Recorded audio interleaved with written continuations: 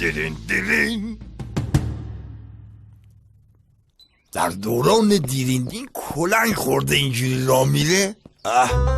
مال مردم خوری هستم شاکی. از کی؟ از مردمانی که دیگر مالی برایشان نمانده. حال چه خورم ای وی؟ بیا اندک مال مانده مرا خور، یارانه این ما هم هست.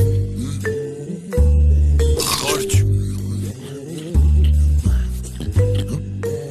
این که ته دلم را هم نتوانست بگیرد. حال چه خورم ای وی؟ اندکی صبر، بهبود اوضاع اقتصادی نزدیک است، آنگاه میتوانی به اموال مردم خوریت ادامه دهی. میتوانم همینجا اندکی صبر کنم؟ آقا این بهبود اوضاع اقتصادی که گفتین چی شد؟ این مال مردم خورا گرسنه‌اند بیچاره.